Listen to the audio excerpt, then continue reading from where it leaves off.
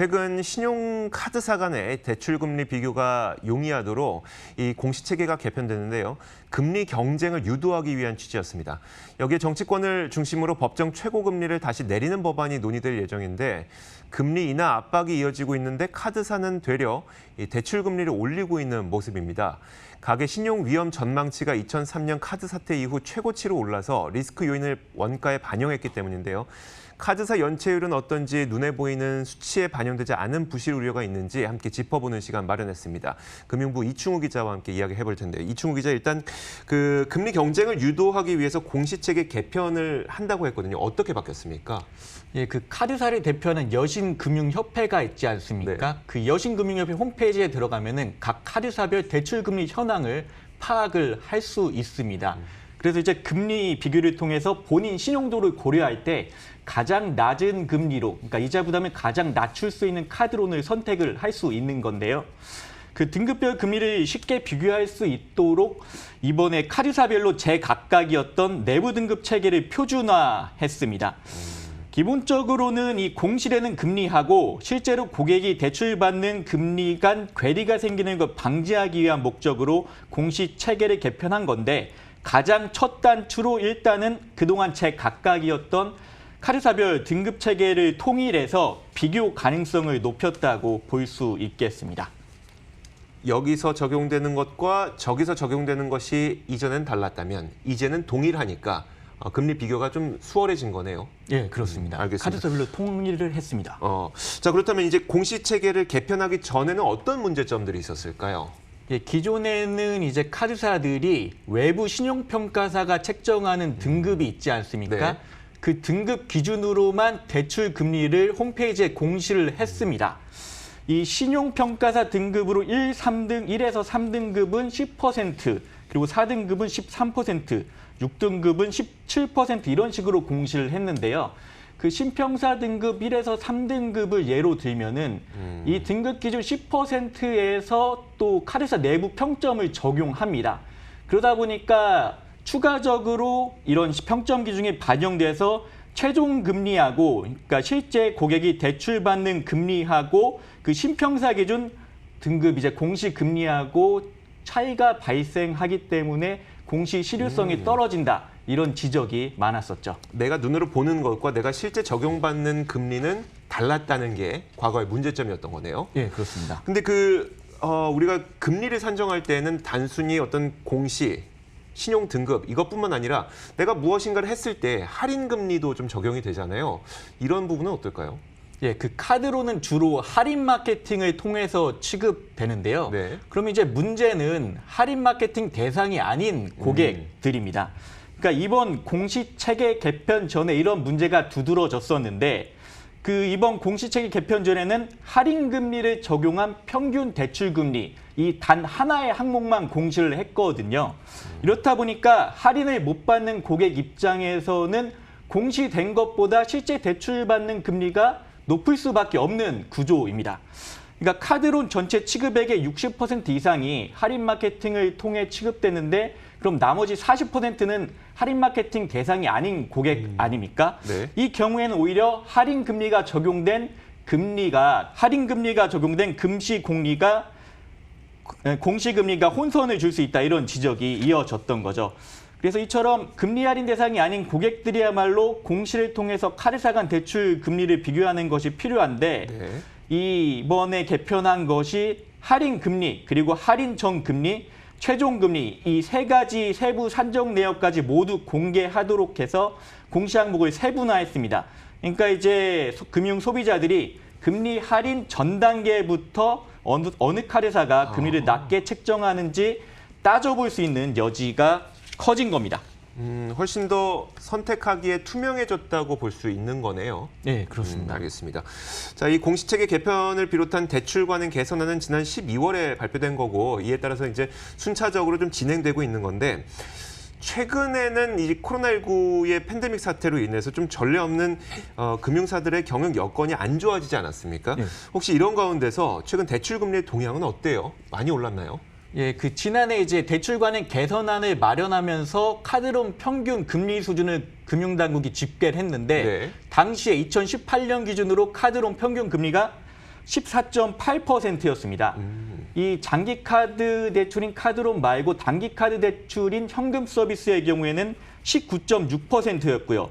그런데 이제 카드론 금리 기준으로 보면은 2018년에 14.8%였는데요. 7월 기준으로 이번 7월 기준으로 공시된 카드사별 대출 금리를 보면은 가장 낮은 곳이 13.17%, 높은 곳이 14.94%로 그렇게 크게 낮아지지 않았죠. 그래서 올 들어서 기준금리는 두 차례나 인하되지 않았습니까? 네. 근데 낮아지지 않은 이유가 그 기준금리 인하에도 카드사들이 조달 비용 감소 효과를 별로 누리지 못했거든요. 네. 카드사가 주로 회사채를 발행해서 영업자금을 조달하는데 코로나 여파로 그 채권 발행 시장이 위축되지 않았습니까? 네. 이러다 보니까 기준금리는 떨어졌지만 오히려 카드사들은 조달자금, 그러니까 영업자금을 조달하는데 어려움을 겪었던 상황이었습니다. 알겠습니다. 그러다 보니까 금리는 내려가도 실제로 우리가 대출받는 이자는 내려가지 않았다는 거네요. 뭐 크게 올라간 건 아니지만요. 예, 일단 카드론만 보면은 크게 올랐다고 하기 힘들고 그냥 큰 변화는 없었다, 내려가지 않았다 이 정도로 볼 수 있을 것 같습니다. 알겠습니다. 그 카드론이라고 하는 건 이제 제2금융권이지 않습니까? 특성상 이제 저신용 차주들이 굉장히 많을 텐데 그렇다면은 당연히 대출 상환이 어려워질 것에 대한 리스크를 또 감안을 해야 될 것 같고요. 리스크 요인이 좀 커진 건가요? 예, 방금 말씀드린 거는 이제 아까 카드론이었고요. 네네. 또 단기 카드 대출이라고 해서 한 달 단위로 빌린 현금을 이제 카드 결제일에 맞춰서 상환하는 단기 카드 대출 네네. 있지 않습니까? 네. 현금 서비스인데요. 네. 이 현금 서비스의 금리가 최근에 그 최고금리죠.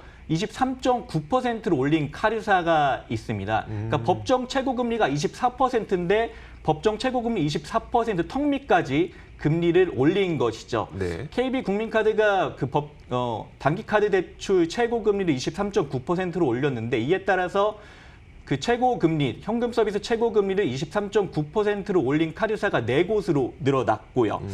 근데 이제 현 정부 공약이 법정 최고금리를 24%에서 20%까지 내리는 것 아닙니까? 그래서 이에 맞춰서 이자 제한법이 현재 국회에도 발의되어 있는 상황이고요. 네. 이처럼 금리 인하 압박이 거세지고 있는데 현금 서비스 금리를 올렸다는 것은 그만큼 카드사 경영 여건이 어렵다는 걸 보여주는 대표적인 사례로 볼 수 있겠습니다. 조금 전에 말씀하셨던 게 현금 서비스 금리가 평균치를 봤을 때 2018년에 19.6% 정도였었는데 물론 지금 네. 평균치를 말씀해 주신 건 아니지만 예.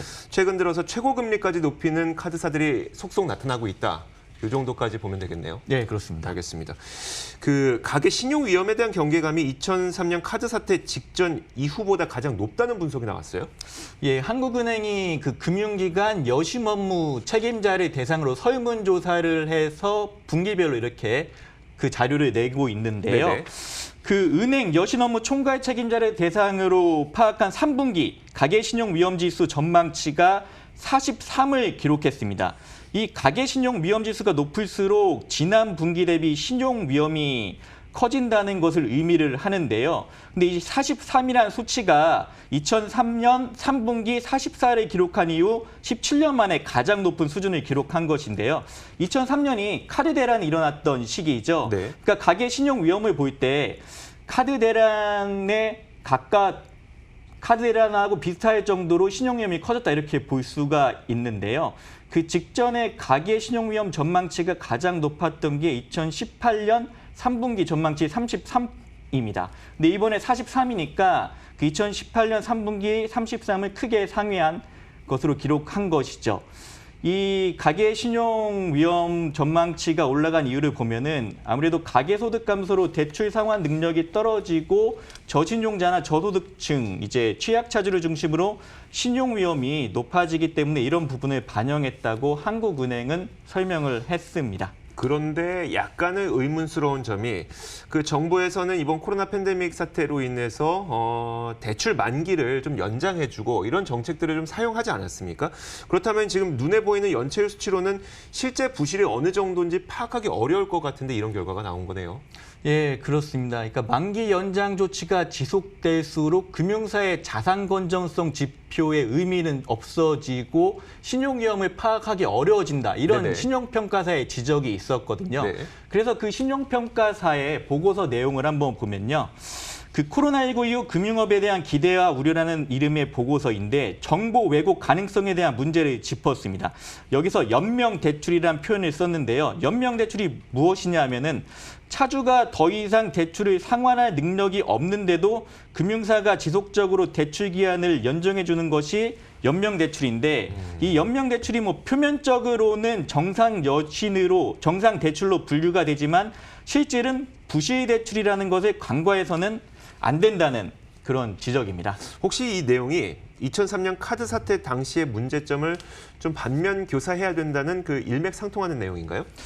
예, 그렇습니다. 현재 이제 정부의 만기 연장 조치가 카드 대란 당시 대환 대출을 연상시키는 측면이 있다 이런 지적까지 나왔는데요. 그 대환 대출이라는 게 금융기관에서 새로 대출을 받아서 이전 대출금을 갚는 식으로 돌려막기 하는 측면 그런 것도 대출 있지 돌려막기죠. 않습니까? 네. 예.